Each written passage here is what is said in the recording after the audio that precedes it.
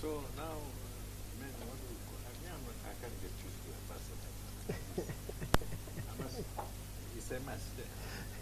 No, you've always called me man. You have always been your young man. So. But no, potential president. Why not? With your help. It can be done. We need to bring a brand of politics that's different. At that time, after last week, shall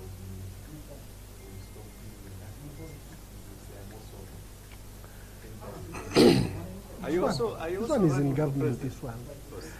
This one is in government already. This government is a ruling part. Yeah.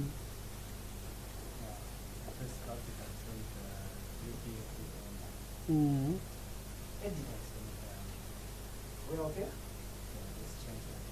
What's your position in the party then? No position. We make it work.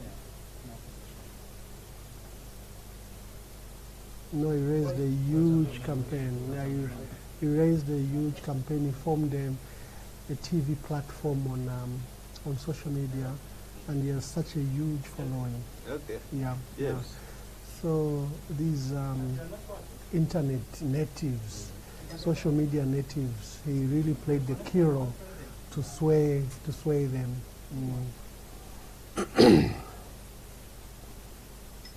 Guys, you are running late. We'll lose the audience.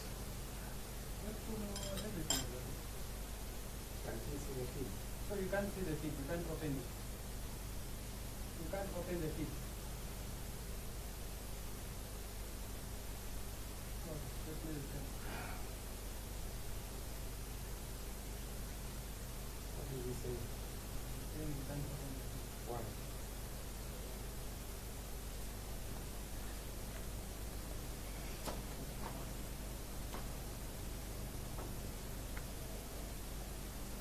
So this is bulk data. How are you doing it, Kennedy? This is bulk data. Yes. So how are you doing it? So we're using this wireless modem here Mm-hmm. to pump feed into YouTube private channel. Mm-hmm. Send the link so that guy just click the private YouTube link, Okay. plug it into Mm. the system. And the network is good enough. Yes. No lag, no buffering. There will be 1 minute lag. But, The audience won't know. no. Okay. Okay.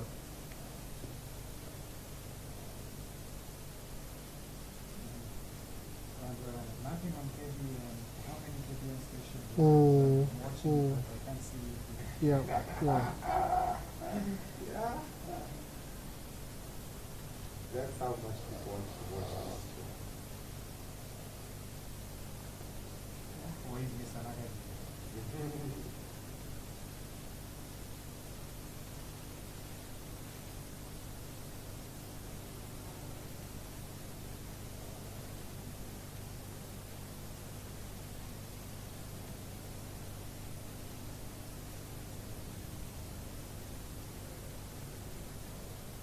So your intention is known throughout Yes, I announced in December when I arrived. I have made an announcement. I've made various radio and TV appearances on it. Of course, they haven't issued the calendar for us to begin to campaign. But So how many were there? you know, PF. We have Chimbakambwili. We have Brian Munduvile, leader of the opposition. We have people like Christopher Kangombe and Mutotwe Kafwaya and myself.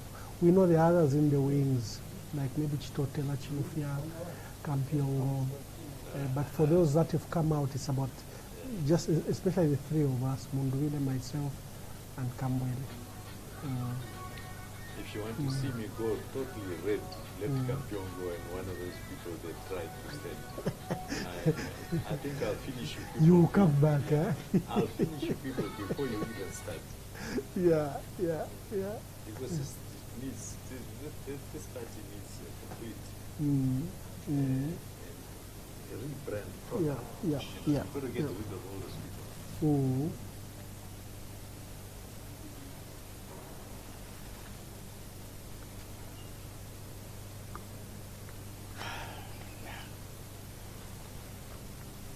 Gentlemen, on your trial, honestly,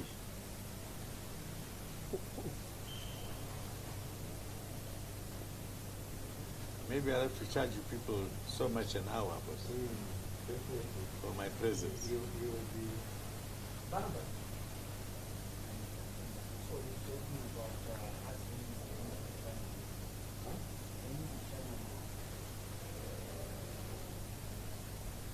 Who's saying that?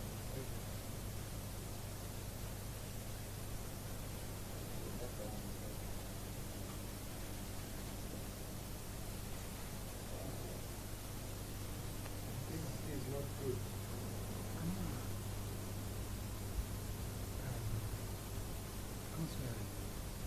Do they have Just the same feedback back tell our from people the country? there's been a slight delay.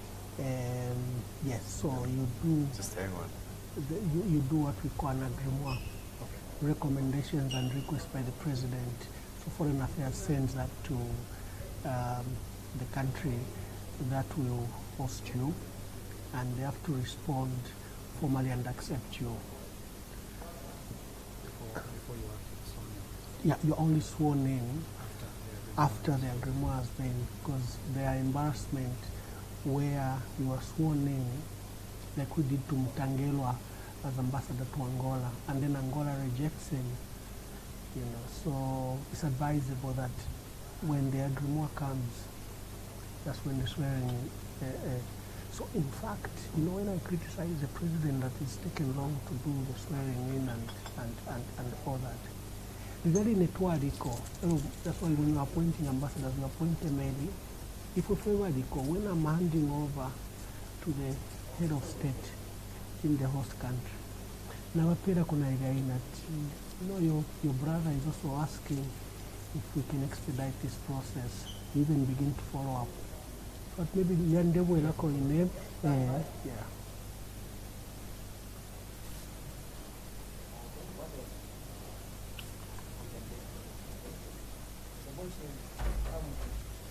Everything is okay? Hi, Edwin. Good evening. So, Elias Mushekie. Hello. Counting 1, 2, counting 1, 2, 3. Is everyone okay? you need to be fast.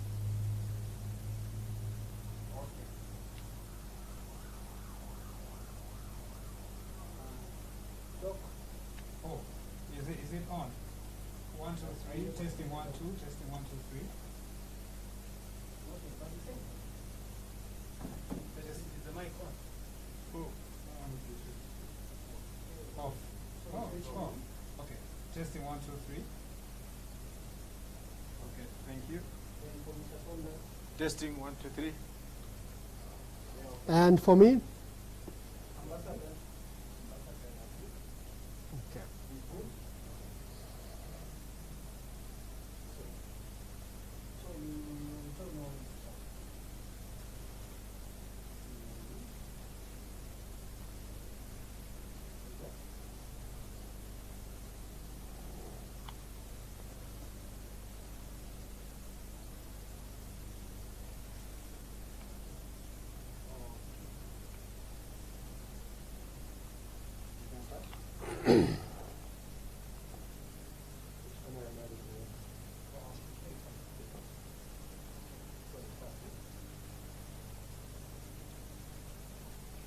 All right.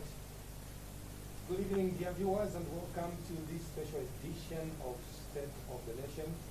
I would like to sincerely apologize for our late starting. Obviously, technical challenges. This is a whole new setup, and we are trying it out.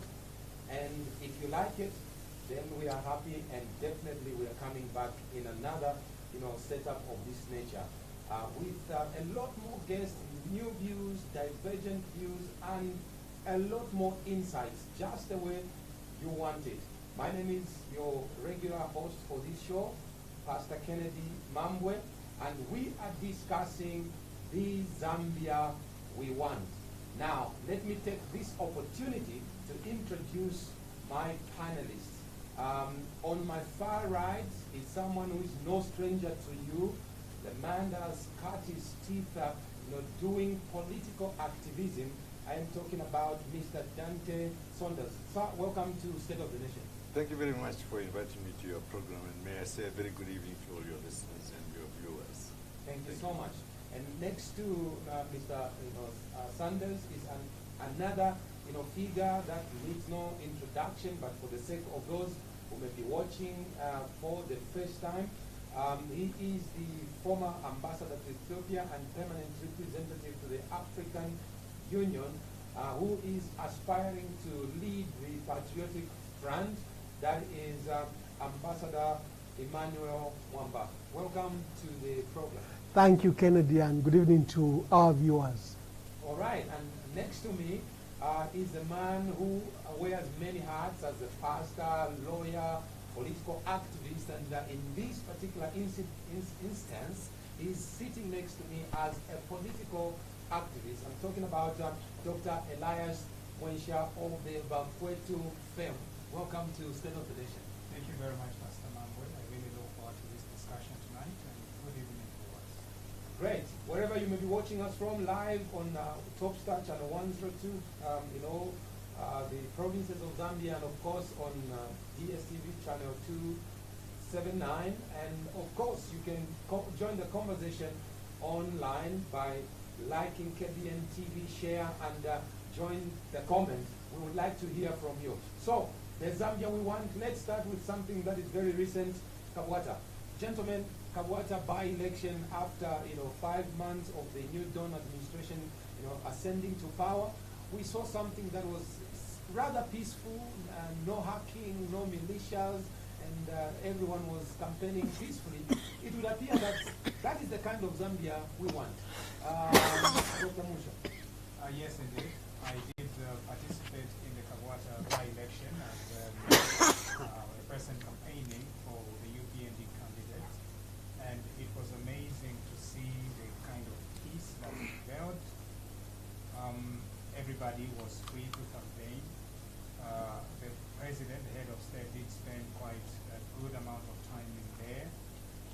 The candidate for the UPND emerged victorious, and it was just everybody who is looking at the Kabwata by-election, they're saying that that is the example of the peace that the New Dawn has ushered into our politics, and Zambia is better for it. Mr. Mwamba, obviously, Socialist Party, raised some concerns because some of their, members were somewhat attacked. Those were very isolated incidents, if I must say. First of all, there was COVID guidelines by the Electoral Commission of Zambia. And it appears that the COVID guidelines were breached by a few parties and a few incidences. We did see the strict observation of the COVID guidelines as given by the ECZ. I think road shows and campaign rallies were banned. But we saw them being held, especially from the ruling party side. For me, that was my concern. And the day of voting, we saw some incidences that were ugly, where there was a repeat of some sad incidents of the 2021 elections, where members of the Patriotic Front were accused of having pre-marked ballots, and they were nearly lynched, rescued by the police, and the police even locked them up. They were victims in this case, but they were punished by a mob associated with the UPND, and even the police in the manner that they bundled them, in police custody. And we had incidents of monitors being chased, PF members being chased from some polling station. I agree with Dr. Elias Mwensha where he says it was largely peaceful, and I think that's a spirit we should cultivate other than those incidences that made sad readings. And reading from the church, which had an independent organization there, and their report is a bit damning, because they said, for example, results from 9 polling stations were not stuck on the door, and remain unknown to this day, but were just taken to the tallying center and then announced from there. That is a serious breach of electoral rules. The integrity of our electoral system stands that the votes will be counted in the presence of observers, monitors, and stuck outside, given to all to sign. In 9 polling stations, that didn't occur out of, I think, the 72. So it's an improvement, but there are still very serious concerns that occurred. Right. Mr. Sanders, I would like to believe you've caught your breath now. What's your reflection on Kawata? Well, I think it's great to be free. Once again, it's great to be free. Because that is what we fought for when we talked about our independence from the time of Kaunda's time up to this particular time. It's great to be free. We see what, and the fact that we can have peaceful elections if we want to. We can. It's all up to the leaders. Right. Gentlemen, I need to, again on Kawata, draw your attention to the fact that it was really a close race between the former ruling party and the UPND. A very slender margin of less than 2,000 votes in difference. Now, I see that there was some level of apathy, and the fact that it was a slender margin in difference, that should be cause for worry, to a ruling party that won by a landslide, victory, huge landslide victory, to only have a slender lead in a by-election that is coming only 5 months after such a huge landslide. What's your take on that? First of all, before Ambassador Amanda answers, I think that question is directed at him. But when we account for the voter turnout, the margin actually is very consistent. It's the same as the previous election. The previous election, there was like between 9 and 10 percentage points between the eventual winner of that election in 2021. And so during this by-election, it's still within the same percentage point. So when it comes to voter turnout, yes, there was a lower voter turnout, but when it actually comes to the percentage in the difference between the UPND candidate and the PF candidate, the percentage is basically the same. And so that leads me to this conclusion that Kawata by-election did not reveal any fundamental shifts in voters' preferences. Of course, the voter turnout was low, but other than that, the voter preferences have not shifted at all. Right. Anyone, the two gentlemen, if you'd like to react to Dr. Musha's sentiments? Well, for me, I think, when we talk about what lessons have we learned, I think, going forward, one, we must take into consideration that political parties have a certain number of vote card-carrying members. But the majority of the people of this country are not actually vote-carrying members. The majority of the people are those silent people who make up their mind to back a party or not to back a party. And they are the majority. There's no question about that. For me, the issue that really excited me is one that we can prove that we can have peaceful elections. That's great. But there's more to be done. I think in this particular government, there's more to be done to make it attractive enough for many people to participate in these particular elections. One, we need to see a situation where definitely we need to overhaul the electoral system of our country. Two, we don't want to see a situation where, the electoral system or the police or the ACC or the DEC, whatever the issue is, to be controlled by a state house. We want to do away with that kind of an issue. And then three, we also, when we talk about reforms in the electoral system of our country, we want to see a situation where these people are working 24/7 in order to continue to register new voters and so on and so on. They shouldn't become active only when there's by-elections. And mind you, also, I think the by-elections, there's a very big difference between general elections and the by-elections.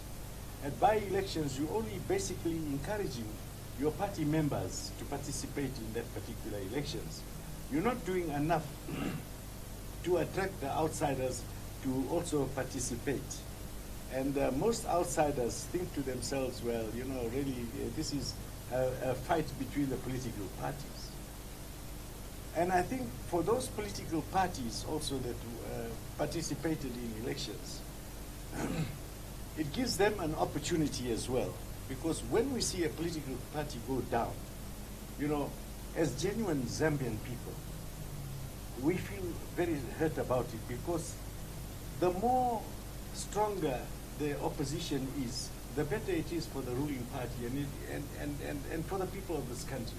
Right. Because we want checks and balances. Right. So some political parties, some of these small political parties, they overrate themselves. Okay. And I hope they will teach them a lesson, get down to the ground and meet the people. 1 minute, Ambassador, before I move to another point.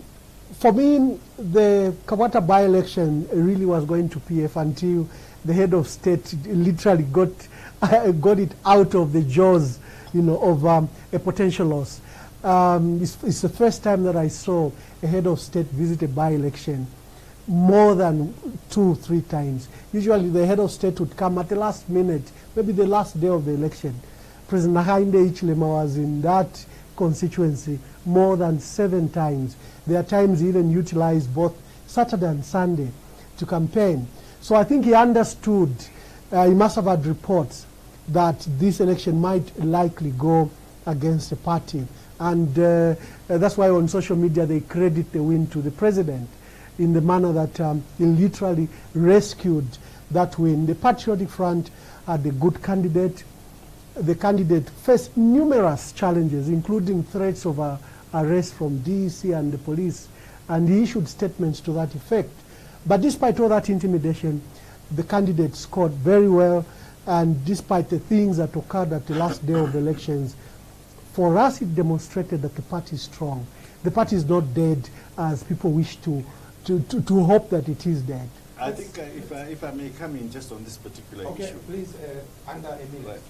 If I may come in on this particular issue. In the past time, the ambassador was never here in Zambia anyway when we had a lot of these by-elections. So I excuse him for his ignorance on this particular issue. But we must remember that in the past, not only did the president of PF and all his ministers and so on participate in those by-elections, but he also had assistance from the police. And you call them party cadres and so on and so on, who made it impossible for anyone to campaign. So this time round, it was a free issue. There was nothing wrong in Emmanuel Mwamba, a potential presidential candidate, coming there and participating in these campaigns. There was nothing wrong. Right. And so, I know we have a point, because I want us to move away from Kabata, and I think members of the public are itching to hear a little more other stuff. The people of Kabata came out, and they decided to reject once more the Patriotic Front. They rejected the Patriotic Front with the same margin as they did in August. And so this victory of Mr. Andrew Tayengwa goes to the people of Kabata. And we are hoping that I am hoping that the people of Zambia will continue to reject the Patriotic Front. The Patriotic Front should never ever come back to power, and it should continue losing all the by-elections that are ever going to. I will not let Ambassador Mwamba answer, because it will be between the two of you. Now, the president yesterday made some very, emotional remarks, if you like, and it was a screaming headline in today's Times of Zambia, where the president says he feels let down by the people that he has appointed to deliver to the expectation on something. It's too early in the race, for the president to actually begin to, to think that people he picked are letting him down. What must be done? Because we know that cabinet did a splendid job, and conducted the induction for the ministers and perhaps PS. I'm not sure about the PS, but I'm aware about the ministers. And one would think that by now they should be running. Is it the fear of making mistakes? Is it the fear of saying State House hasn't sanctioned this decision?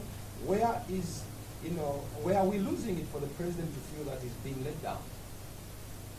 Oh, I can pick it up. First of all, I share the concerns with the president. I think we have a huge economic crisis in this country, a huge, foreign debt of $12.9 billion, a local debt of over $10 billion. We have an exchange rate that is rising. And I'm not seeing attention to the type of crisis we have. The country is preoccupied with sideshows. Why am I saying that? I expected this government to put up an economic recovery plan to the state of the economy and the crisis we face ourselves, whatever the circumstances. I have not seen any new ministry come up with even their own strategic policy for the next 5 years. This government will be 6 months in a few days' time. We went to elections on 12th August. So on 12th February, it will be 6 months. President Hakainde Hichilema took over power on 24th August. So on 24th February, it will be 6 months since he became president. I am not seeing the agency by both his ministries and associated agencies to attempt to get to work. Like I said, with the crisis we face, we should have been discussing an economic recovery plan. How do they wish to deal with debt? How do they wish to deal with the state of the economy? I have isolated issues in the national budget and in presidential speeches, but where is a proper document before us? In actual fact, we are coming from the previous regime, which prioritized talking than actually action. And so it's very regrettable that Ambassador Mwamba is, when he's referring to an economic recovery plan, he's referring to a document. That's why under the Lungu administration, we had several documents. We had the 5th National Development Plan, 6th National Development Plan, 7th National, and they were in fact drafting an 8th National Development Plan. When you look at all these plans, this, as soon as they come up with a document, tomorrow they go back borrowing and pushing our nation back into serious debt. This government, President Hakainde Hichilema's government, has been a government of action right from day one. What has he done economically? He's first of all tried to cover all the holes that were being used in order to bring our country down through corruption, theft, and mismanagement of our economy. That was the first priority. In fact, the president himself did say that once we plug all these holes, we are going to have enough money for us to begin sharing wealth together as a nation instead of sharing poverty. That is very important for our economy. Secondly, he embarked on economic diplomacy. Every trip that he has taken as head of state, he went to go and talk to investors that are going to come and help us recover from the malaise of the previous maladministration. That has helped our economy. There are things that they've done as an economy is to look at the debt situation. They have not let debt continue spiraling out of control. The Honorable Minister of Finance went, negotiated the same package that the Patriotic Front had been working on for years and failed, in order for us to have a little relief so that this economy is brought back on. Can you hold your thought there? Because there's a school of thought that thinks that within the 5 months, this government has actually borrowed more than what the PF would have borrowed in 10 years if you extrapolate at the magnitude of what they have borrowed currently. Correct, Pastor. In fact, the budget. Elias, let me just remind you. The budget speaks for itself. The budget is a $10 billion budget. It's a $10 billion And it's budget. going to be funded up to $4.2 billion by borrowing. And the reason That's a why- large borrowing in one fiscal year. And the reason why it is like that is because part of the money is used to pay back the debt. So it's a refinancing of the debt. That's what it is. So it is not that the government is trying to borrow additional funds in addition to what they borrowed, but rather that they are trying to refinance the same debt that the Patriotic Front left for this government. So it's a huge borrowing for 1 year. Let me just finish my thought. It's not a huge- $4.2 billion in one fiscal year. And there are other debts that have accumulated, including recently. First, there is one that will finance secondary schools, 120 of them. There's one that is coming through the IMF, $1.4 billion in a period of 3 years that will be disbursed in chunks of about $465 million a year. So the borrowing is clearly very high. Remember what President Hakainde Hichilema promised, that he will put a moratorium on debt. He said he will concentrate, just a minute, he will concentrate on restructuring the debt. In fact, he was aware, remember he's an economist, he was aware that one of the Eurobonds is due this year in 2022, the $750 million, and he said he would restructure that debt. So perhaps As a matter of fact, the whole reason why we have this huge budget this year, it's because there is refinancing of the same debt that you were talking about. So I don't understand why you're saying that we are borrowing more. In fact, our government, documents are there on the Ministry of Finance website and on Facebook. They are telling us exactly that they are refinancing the same debt that we were in. That is why it appears like this budget was slightly far much more than the usual years. It's a refinancing of the debt. Once that refinancing is done, it means then that our government and the citizens of this country will be spending far less money servicing the debt. That is going to result in new schools, free education, great drugs in hospital, not the drugs that we were subjected to under the Patriotic Front, and we are going to be subjected to better services. Because we cannot share poverty. We can only share the money that we generate. And the debt was literally choking us. This government took a very courageous decision, extremely courageous. Went and said, we are going to refinance this debt. We are going to have this ambitious budget of this much in order for us to refinance, have some more money that we're going to have, enough to restructure our economy. So the fundamentals, the CF must take responsibility for where the economy is, right? And the thing is, the Patriotic Front is refusing to take responsibility. Quite all right, he's saying that this government will be in power for 6 months. But the Patriotic Front has refused to take responsibility for the debt, for the mismanagement, for the corruption, for the theft, for the maladministration, for lack of the rule of law, for sending police over to spread tear gas. Because how can you develop as a country? You are busy manufacturing things and there enters police. Tear gas is innocent people. I need to go to Mr. Sanders. The Yeah, economy I can cannot see grow like his energy is really. Mr. Sanders, the gentlemen have gone to the semantics of figures. Why are the ministers not working that the president is upset? You know, I look at things in a real manner. Even if you brought a rocket scientist here today and say run this country, you'll find himself in a lot of big problems, simply because you have a situation in government today, which we call the civil service, which is completely overwhelmed, still with party cadres from the PF regime, running this particular institution. My humble calculation, and this is a big, sometimes, I think I'm underestimating the amounts, but I believe, that you have at least 30% of the current civil servants who are working against the president right now. But you can't blame the cadres. He's got ministers who should crack the whip. He said there are people who were issuing a contract of worth $850 to build a 2-bedroom house that should have costed $200,000, and they have been fired. So why must a civil servant at the bottom of the pyramid affect policy that should be directed by PS and minister? I think you must understand that when you are in government, you know that it becomes very difficult if you are trying to work with somebody who doesn't share your views, who is still loyal to the outgoing party, which was in PF in this particular case. Mr. Mwamba, you are still in government according to Mr. Yeah, but he's now past another level.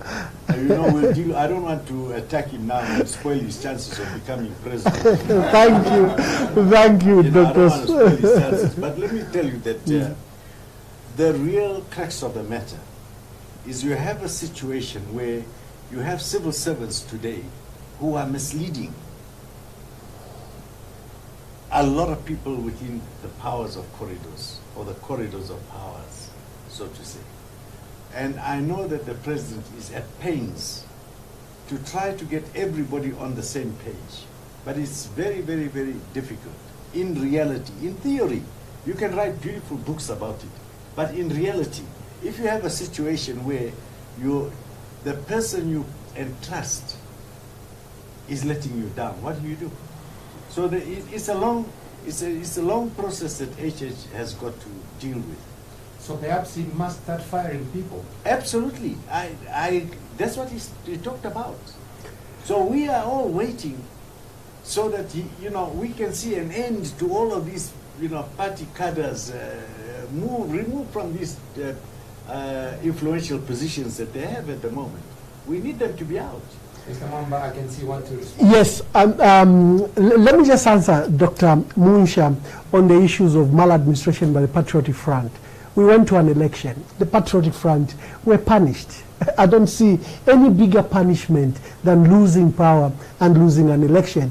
To my knowledge, the PF were punished. In fact, we've had apologies and made by even the former president, President Edgar Lungu, made his apologies. You've heard the acting president, Honorable Given Luvinda, also speak to those issues.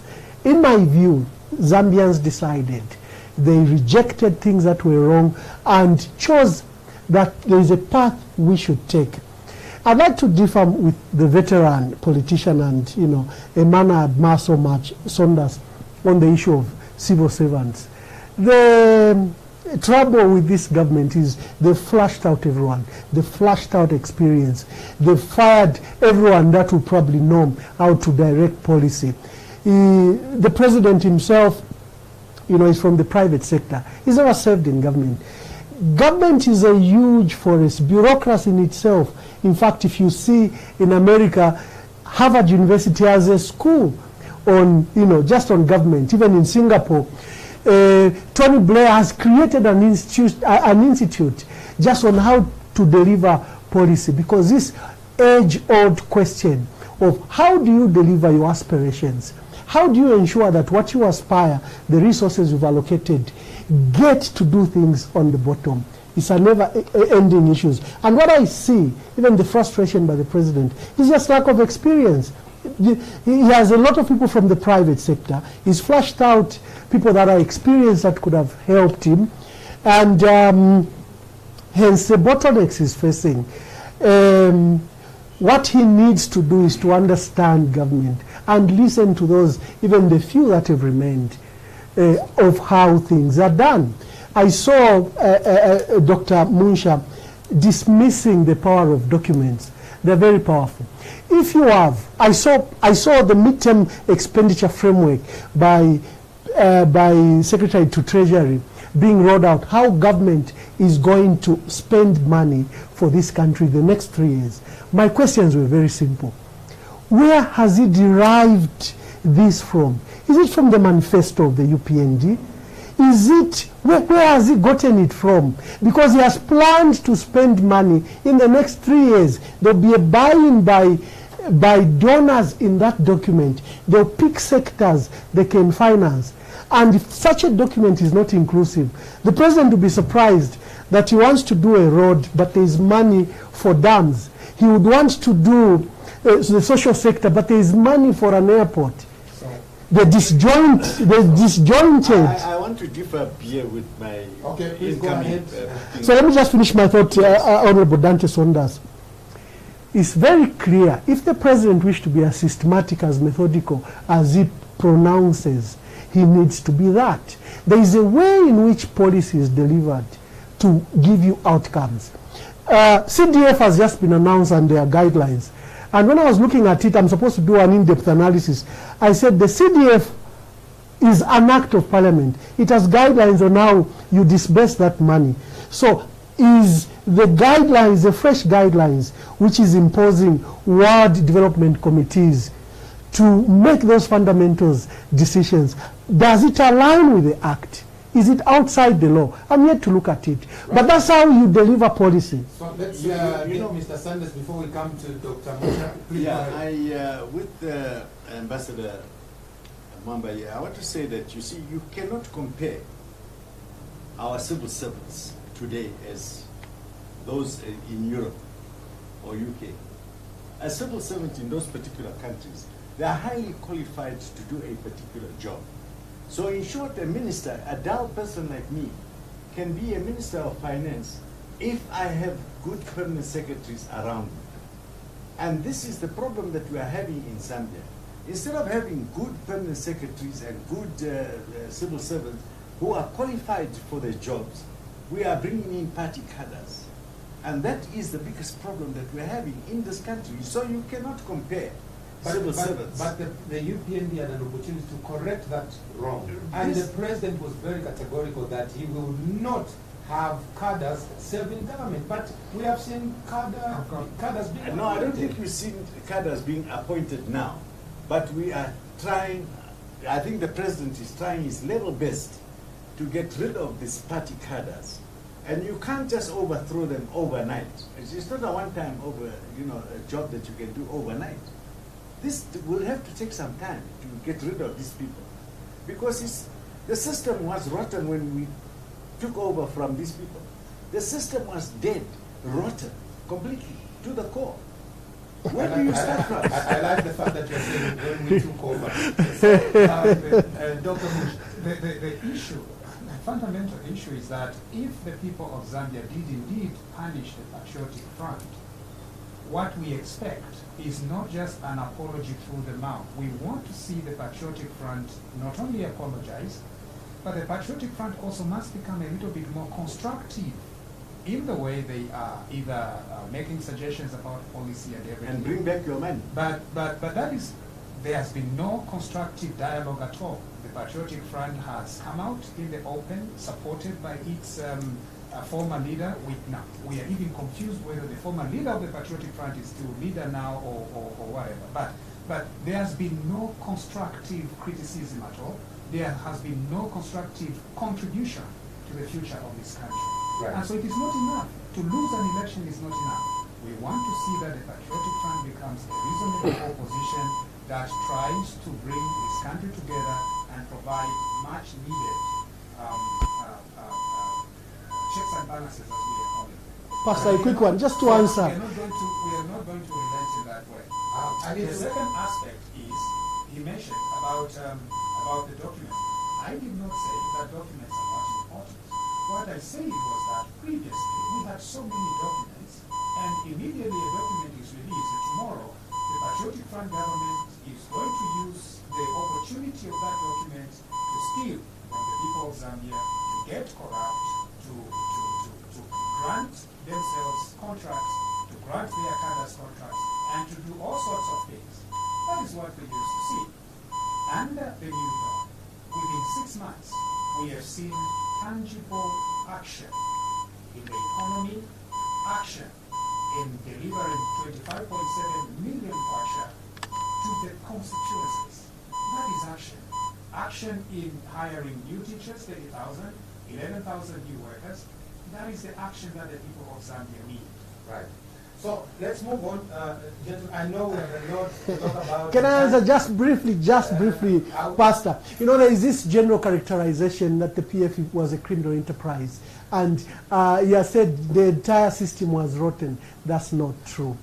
How was the president able to take the foreign trips from a budget of the PF the PF met all its obligation. How was ZRA raising all the monies? There is a characterization that there were empty coffers where they found reserves of up to $3 billion. He paid pensioners, this government paid pensioners from the PF budget and PF coffers. So there are these general statements. Just a minute. This is the contradiction. No, Elias, just let me just finish. Ambassador Mwamba, you have just been telling us that the people of Zambia severely punished your party for the maladministration, theft, and corruption. Now you are changing that it was all good. This is the double speak that the people of Zambia find quite disappointing with the Patriotic Front. Can you, as a party, say one thing? At least we've got listeners here that are listening to us. Elias, let me make something very clear. No. Don't impose words in me.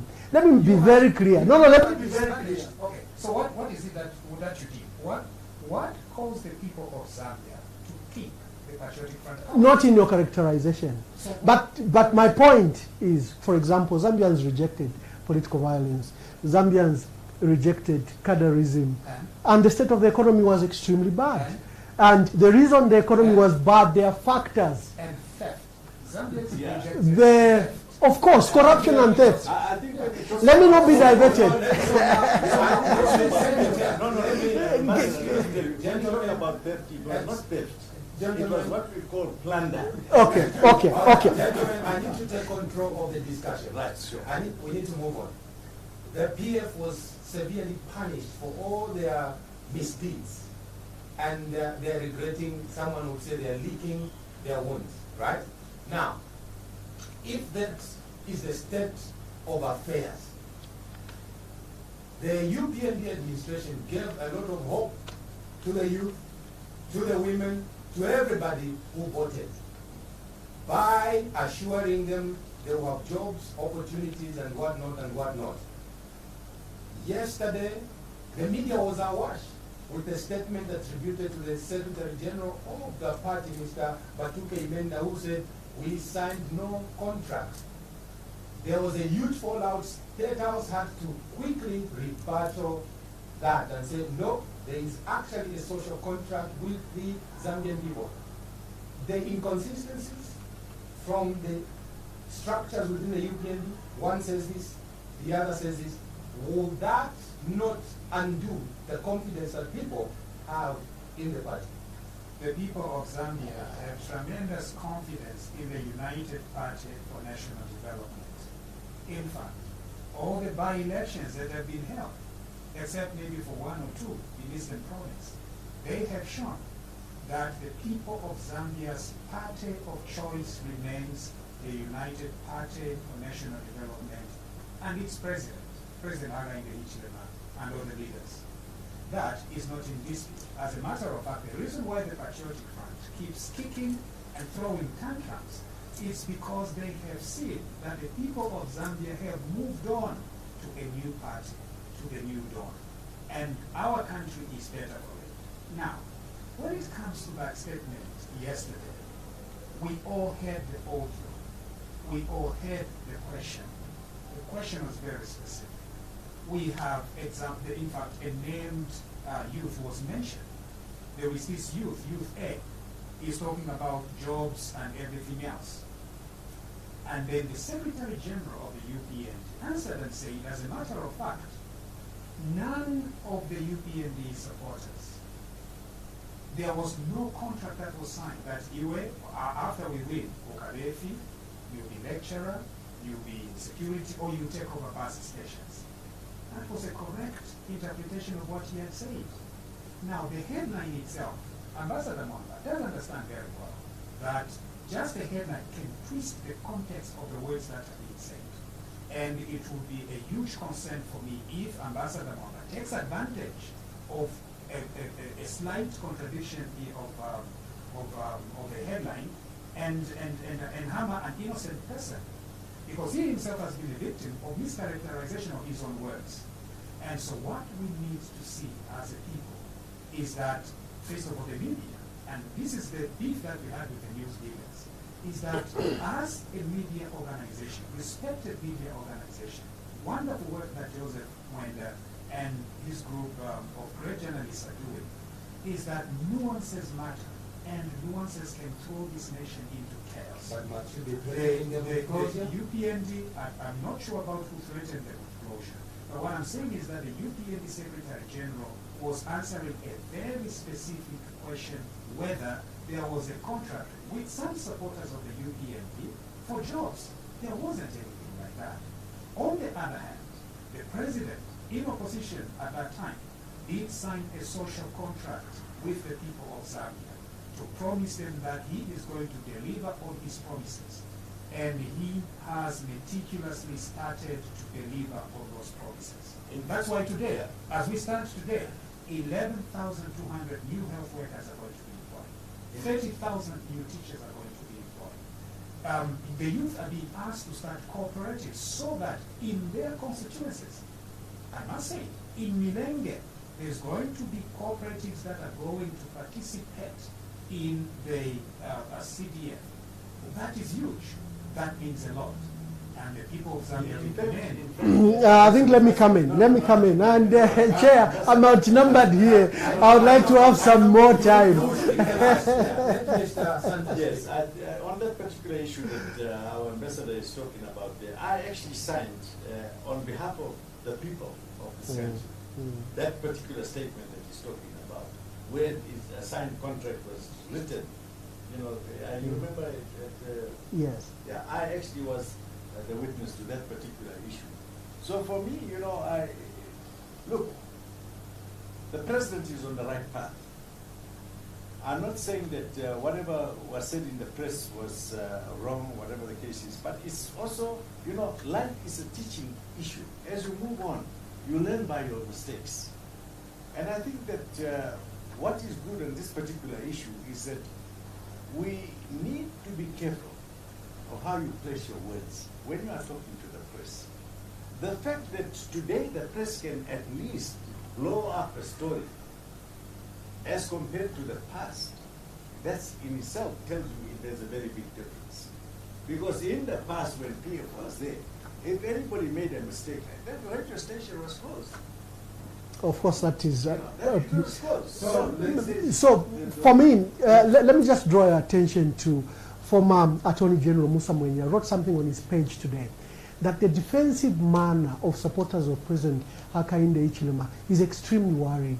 Even when it is black, they say it is white. And in many cases, they even go to insult people that raise concerns. Why do I say that? The statement by the Secretary General, you know, my dear brother Batuke Menda, was careless. And for me, I expect an apology from him, nothing else. Coming back to the serious issues of this country, if the PF was rejected, just a minute, allow me some time. Let him finish his thoughts. No. You have categorically said that you expect an apology. Let's go back to the segment. No. Let me finish my thoughts. Elias, let me finish my thoughts. We will engage in church, he said. In my view, my humble view, I listened to the entire conversation. I listened even to the extracts. In my view, the statement by the Secretary General was careless, and he actually needs to apologize for it.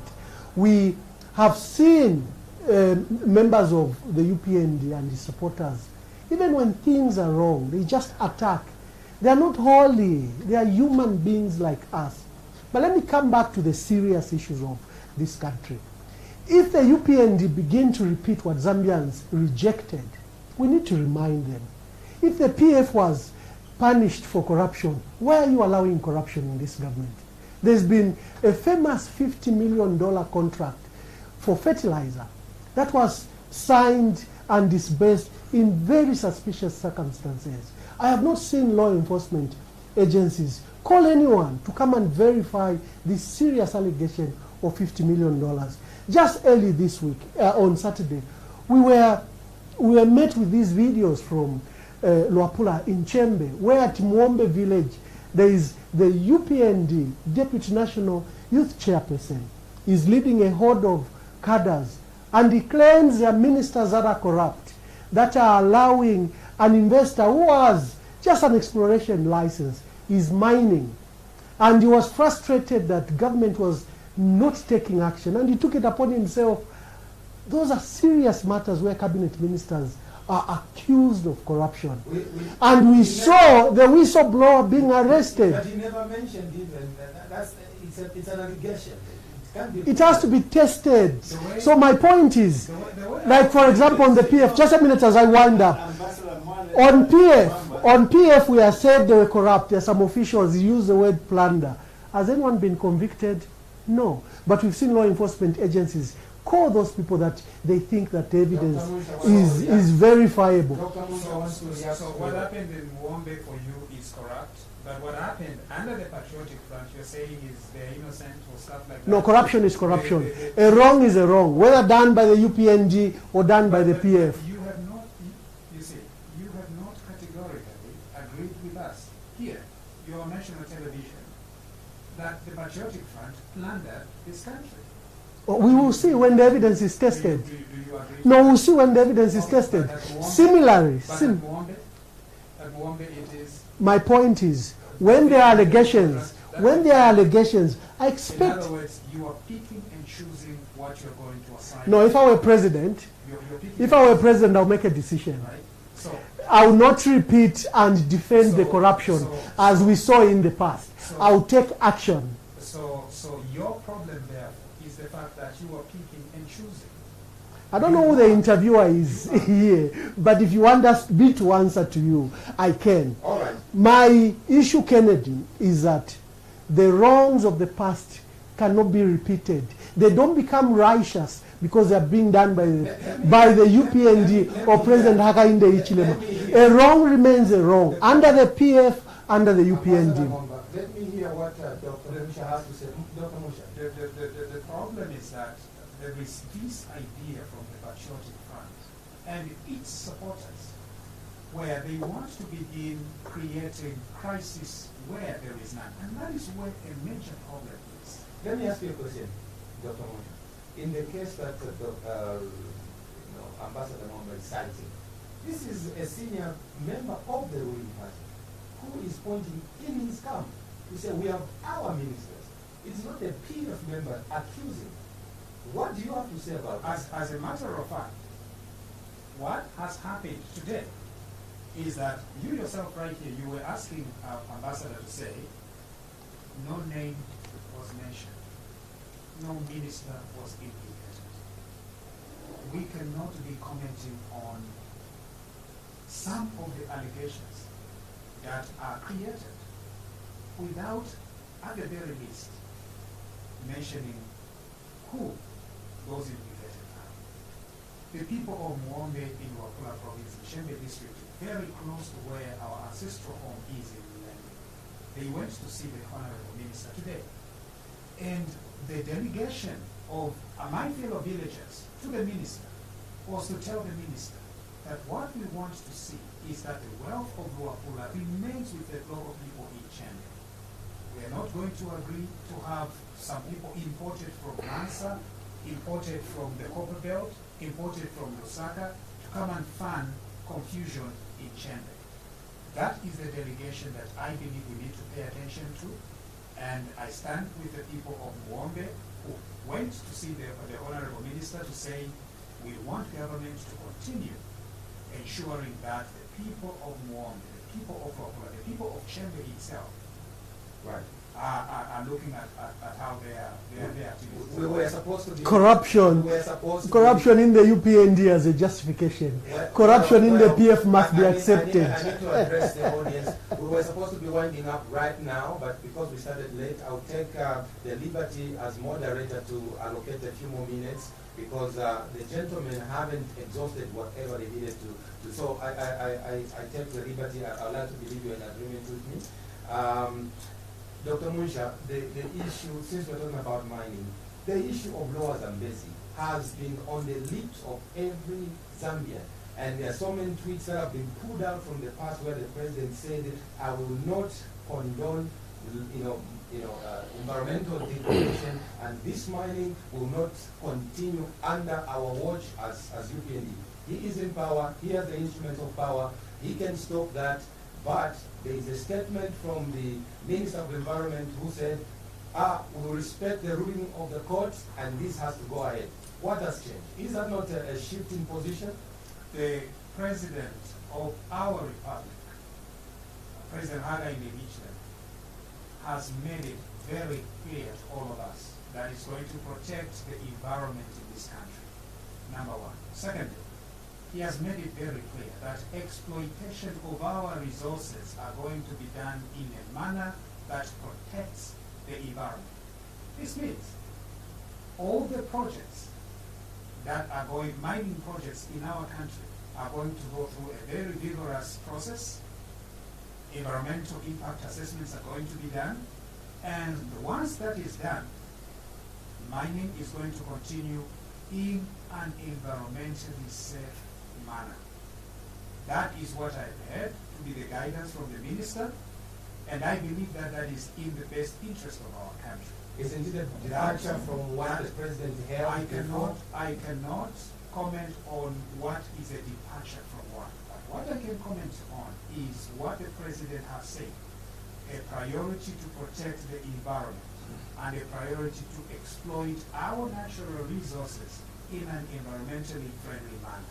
Right. Including, just as the Honorable Minister of the Green Economy and Environment has said, that that particular project in the Lower Zambezi, he's had a look at it, he's looked at the way the Patriotic Front handled it, he's looked at the impact assessment that was given, and it went into court, and the courts made its ruling, and according to the Honorable Minister, he is going to respect the ruling of the court, and is going to respect the environmental impact assessment.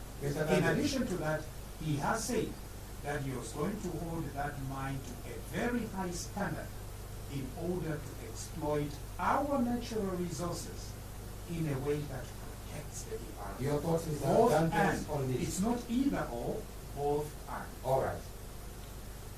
Well, for me, I always look at the people, those who are poverty seeking.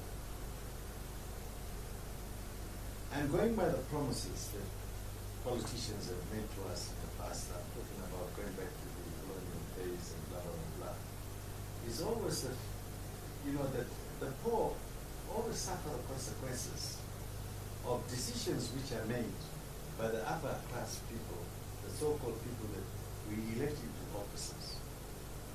They put us in a mess. What is your comment on Lower Zambezi?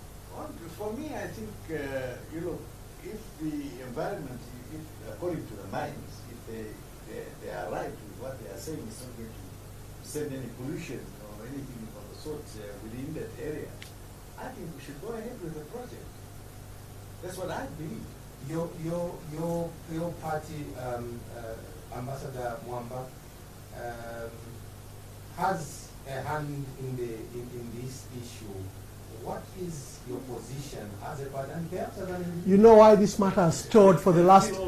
You know why this matter has stalled for the last 20 years? It's exactly that. The people of Zambia have not agreed that we should conduct mining activities in national parks. That's the reason that is... That's not true. Can I speak, Elias? We have not decided as a people that we can open up our national parks for mining. And that's a principle that I think has been taken.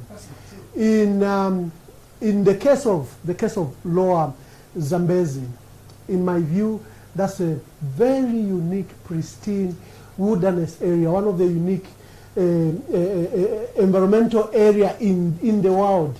It's just not unique to Zambia, but to the world. It's a heritage site for the entire world. Right. And let me end my thoughts with this. Kabwe today stands as one of the worst polluted towns in the world because we conducted lead mining, no environmental impact. Look at the craters we have on the copper belt. There is actually an environmental fund set up in 1994 where all mining companies are supposed to contribute. When an audit was done recently, only one company has contributed, and I think that was FQM.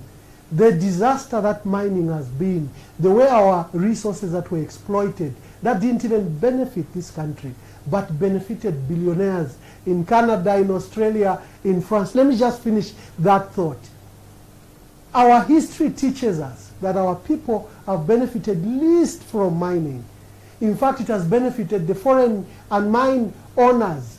So the issue of mining in Lower Zambezi must be taken with a lot of caution. Right. I know we are running behind schedule. First of all, we need to be extremely factual. As a matter of fact, mining does take place in our national parks today. In Onchiva, there is mining. In the Kafue National Park, there is mining. And in some parts of Luapula, there is mining taking place. In other words, mining has taken place in national parks. And so this idea that mining does not take place in national parks is just patently false. On the other hand, there is a commitment here that the kind of mining that is going to take place in the Lower Zambezi, and sometimes when we say Lower Zambezi, it sounds like it's the entire place. It's just a very small part of a very huge, massive land that is going to be used in order to mine. That's what it is. Now, this is a large-scale open-pit mining.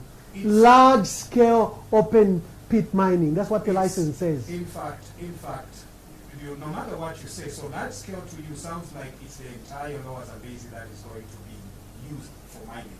It's just like a kilometer, but not just like a kilometer of actual craters that are going to be created. So, in your view, and we should so, go ahead and mine. And so the policy of the New Dawn administration has always been that it's going to prioritize environmental protection.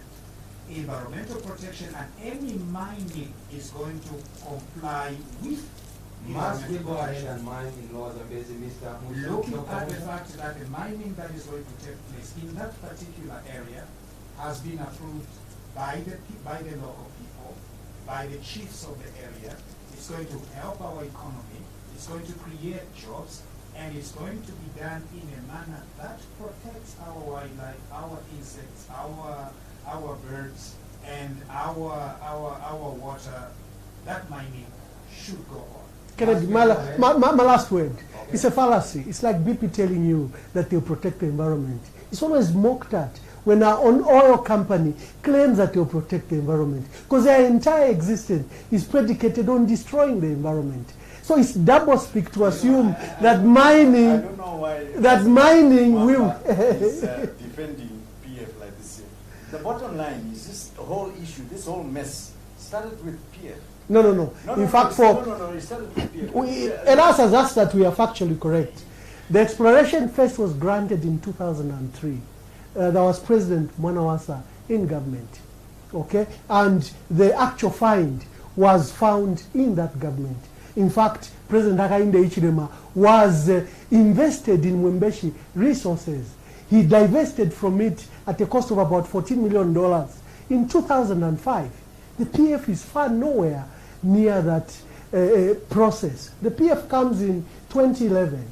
The attempts back and forth, the matter is in court.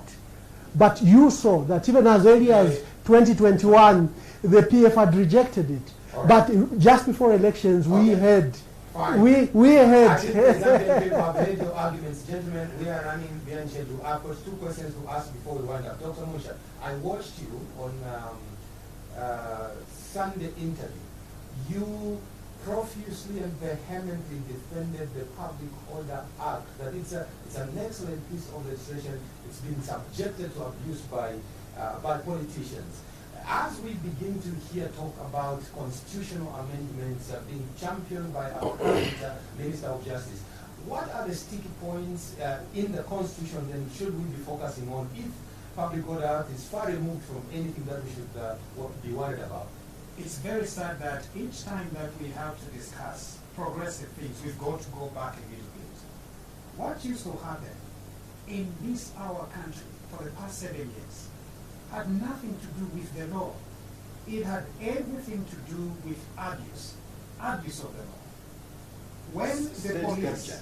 when the police were stopping individuals from going to buy tomatoes at a market, and they are using the Public Order Act as an excuse, they were lying. That is not what the Public Order Act said. When the police were stopping our members of parliament from organizing, visiting, Honorable Stanley Kakubo went to Kapiri at that time in opposition, and he was met by a battalion of armed police. And they stopped him. Our member of parliament, they say that it was under the Public Order Act. They were lying. That was not true. And so it is very, very easy for us to think that the problem was with the Public Order Act, because that is what the leaders there said. The problem was that we are terrible people in Ghana. We are people that wanted to destroy us, So my to kill us, question then and to send My question. and to shoot at us. My question, Dr. Now that those people are out, What the must we Public focus Order on? Act, the Public Order Act is a necessary tool that you need to govern a country. So, in the So- constitutional review that is being So- talked about, what must we So, focus so on? first of all, we need to exhaust the idea of the Public Order Act. You have The Public defended Order it, Act okay, so is put a it aside. okay, thank you. Thank you. So the Public It's, Order Act it's, is an it's excellent extremely piece of sad. legislation. If you look at the history of the Public Order I'll Act, come to you, I'll come to you, the next Ambassador. thing. I want to hear what Yes. must we focus on in So, the constitutional review. bakwebati tuteke ichalo bateke echalo bwino balefowayikwa ekatu ka Public Order Act somewhere, so that in critical moments because the people of Zambia have entrusted the UPND to govern this country. Now, how can the UPND government be as so irresponsible to give away the two of You are not answering my question. That's very important. Dr. Musha, you are not So, answering my question. the Public Order Act is Review, constitutional review, we being need to discussed review. now. What are the issues there? We need to review the Constitution because we need clarity over elections. We need to stream down presidential powers. We need to deal with separation of powers. We need to clarify on several things like the Kawata by-election, a person resigning, and the entire by-election is called into question. So there are several blemishes that we need to clean up. But I'm hoping, and I'm appealing through Ambassador Mwamba, because he's aspiring to lead the Patriotic Front, that the Patriotic Front is going to cooperate with the UPND in order to make common sense changes and amendments to our Constitution. the Public Order Act is a bad law, and you can trace it when it was enacted in the 50s. It was used brutally against our people. You benefited from it as I'm tracing it to the 50s. Right. It didn't become a good law.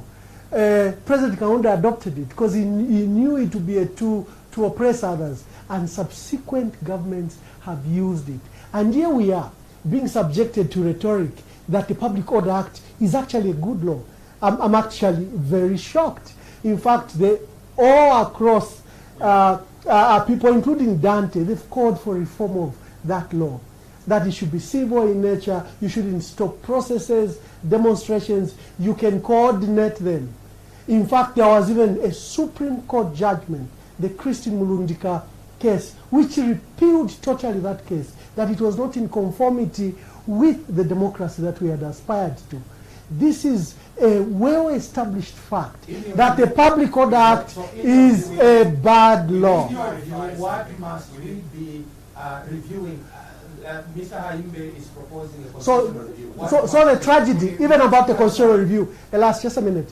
The tragedy even about... On the Public Order Act, Ambassador, No, you will have your minute. You will have your minute. You are saying as if the Public Order Act is one stream from the colonial days to today. It is, In fact, it in is, fact, it it's is. not. It has changed forms and character. No. It remains the same. No. Let's As not a argue matter of about fact, it. the post- On the Constitutional Review Commission. No.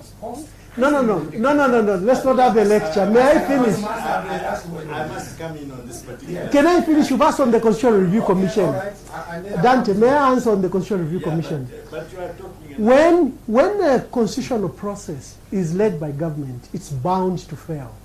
And we have seen time and again when sitting governments lead the constitutional reform process, it fails. What my dear brother, Minister of Justice, my dear brother Haimbe is trying to do.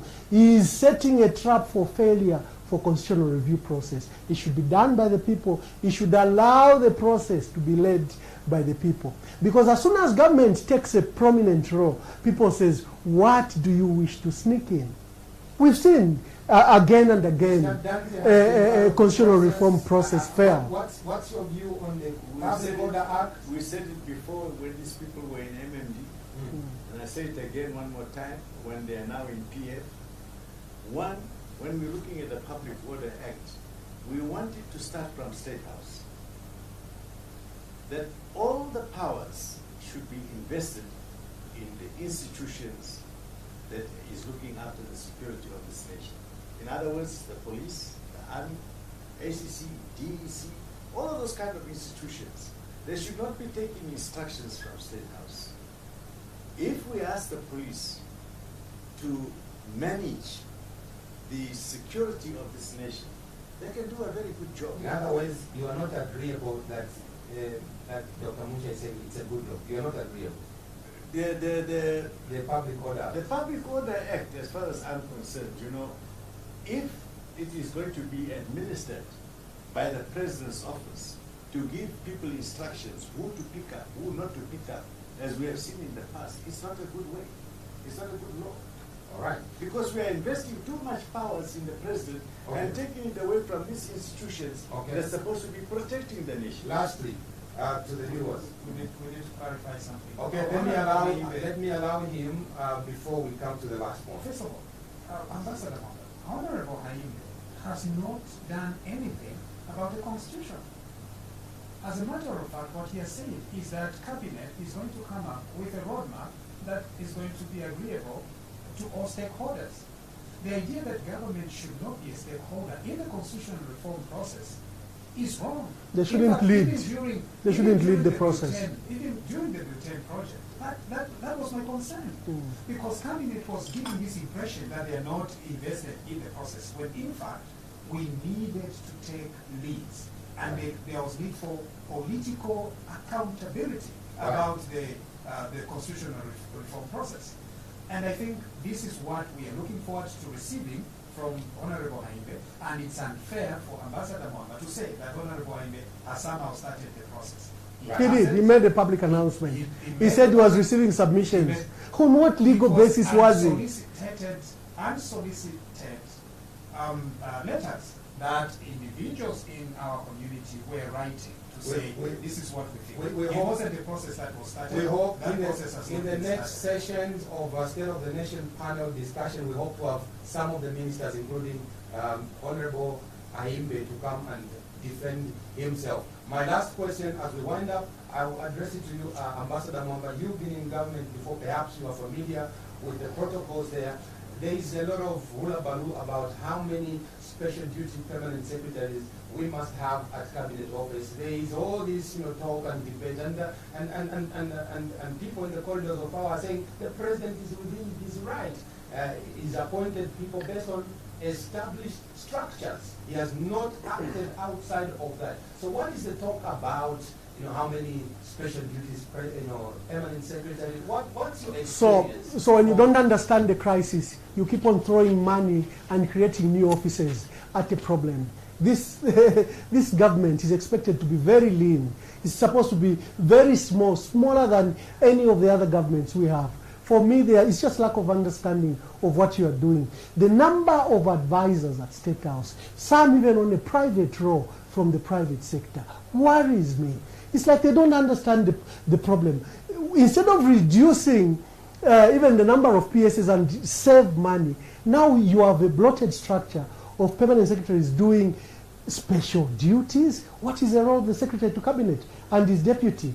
And then you have established permanent secretaries to run the various ministries. What do you need a special?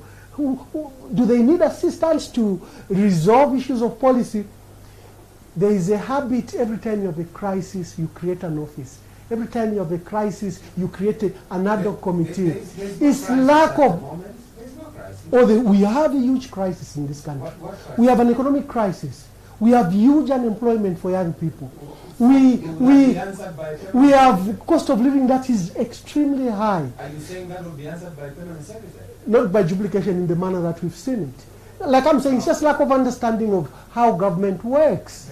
The president, with an impeccable knowledge into the intricacies of his own government, has gone.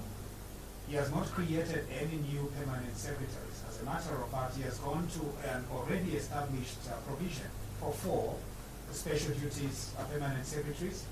And in fact, most of the people had concerns that this president was taking a long time, too long to fill all these positions.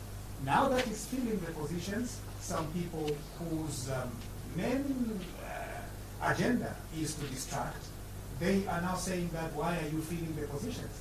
He needs to fill these positions that already exist in order to serve our country better. That is exactly what This is what is happening to this government. And I wish this advice was given to the previous speaker. So, with due respect to President of our country, we need to be very clear. He has appointed people that are already established within the structure of cabinet. No, he has. I just want to break that myth. He has created new offices. He has created new positions. Just a second. You know. Just a second. So do not assume that he has not created. He has created fresh ministries. He has created new positions, both at State House and in government. And if we had time, I can elaborate. No. In actual fact, no matter how much time you need, there isn't enough time to lie or to add things that are not true. This government, in fact, reduced the number of ministers. That is a reality. We had 40 ministers at one point. This president decided to cut that back to the 20s. The 4 special duties permanent secretaries that have been appointed are already provided for there by the civil service. As a matter of fact, the same people who have been criticizing this president of taking too long to appoint, now that he's appointing, it's a problem. The people of Zambia have tremendous confidence in this government and in this president. That's right. And so he is doing the work that the people of Zambia elected him for. Your last comment under a minute, Mr. Sanders, and I'll give the floor to Ambassador Mamba. You give your last remarks again after the two gentlemen have spoken. Your last comments. For me, I want to say that this whole get together here is basically between two politicians, and they argued, and I'm happy that they argued publicly, because I think the public can make the judgments on their own judgments. But for me, I think at the end of the day, what is important is that this government is giving me a lot of hope that we can move forward. All the President has to ensure, yes, there will be some mistakes as we are going along the way. Yes, there will be some casualties. We agree on that particular issue. But to judge him now, I think, it's been very, very unfair, because you are looking at a system that is just taken over, that is going to be completely ruined and wrecked by the behavior and the running of the former government, which was clear. There's no question about it. We were doomed. So, under a minute, your time is up. Thank you very much. We all mean well for this country. We want whichever head of state is in power, we want them to succeed, because the benefit go to our people. We will, however, have to check the government. For example, if they begin to repeat the mistakes that Zambians rejected, if you begin to allow excesses that were rejected in that previous government and you begin to repeat them, we will question and check you on that. There are developments, even the sad development of recent reports from Honorable Makebi Zulu, the lawyer, about torture. Torture, I think, last existed in the 80s in this country. Torture is a very serious allegation, and I hope that that matter will be dealt with very seriously. Allegations of corruption, like the $50 million I cited. I wish that law enforcement agencies do not have to wait for President Hakainde Hichilema to lose power to go back to the $50 million contract 5 years later. The corruption in the past and the corruption now must be dealt with in equal measure. President Hakainde Hichilema is clocking 6 months in this government. He has started a race of 5 years. We respect he has a mandate of 5 years. However, when we see certain things as he's doing his laps, first, second, and third laps, and we think that they are concerns, we should blow the whistle. We should raise the concerns. And for the Patriotic Front, it's not criminal to lose an election. We are in a democracy. If we emulate democracy, many parties will win and lose elections. It is important. I need to pass on it is important that the opposition exists. It's not criminal to be in opposition, as is being characterized. Of course, the criminality is not because a particular party is in opposition. The criminality is in the fact that this particular political party completely mismanaged our country. And instead of continue on the paths of penance and repentance and asking for forgiveness, they have not. Instead, they've continued to lie, they've continued to say irrelevant things, they've continued to distract. As a matter of fact, right here, the gentleman ambassador had mentioned that we have more offices under this new president. In actual fact, this government reduced from 40 ministries. They were not 40. They were never 40. They were 31. Right. From 31 ministries to 27. From 31 ministries to 23. To 27, yes. To 23.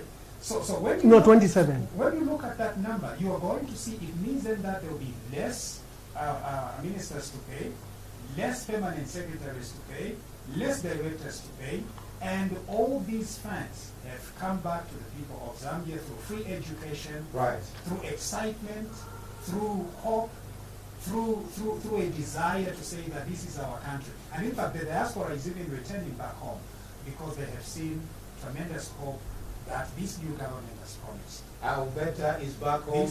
This new government is on the right track. You do want to be a spokesperson for the UPND administration. I'm wondering why President Hichilema is delaying for politics. I second. This has been State of the Nation Special Edition. My name is Kenneth Mambo. I'd like to thank the esteemed panelists, the elder statesman. I call you, sir. You've done so well for this nation, and we respect all your years of labor. Mr. Dante Sanders, thank you so much for sharing your years of experience with the Zambian people. Ambassador Emmanuel Mwamba, thank you for representing the nation out there. Now you're back. And for calling me at short notice, 5 minutes before. Thank you for turning out to sit in for Honorable Nagachinga, who couldn't make it. And the doctor, Elias Munja, thank you so much for your willingness to be part of this discussion and all your insights, gentlemen, that you brought out. Thank you so much for watching State of the Nation on KBN TV, the finest television. Be sure to join us yet again on Thursday, 20 hours. I promise we will not be as late as we were today. We're testing out this kind of setup. Until then, the Lord bless you and keep you. Shalom, shalom. Thank you.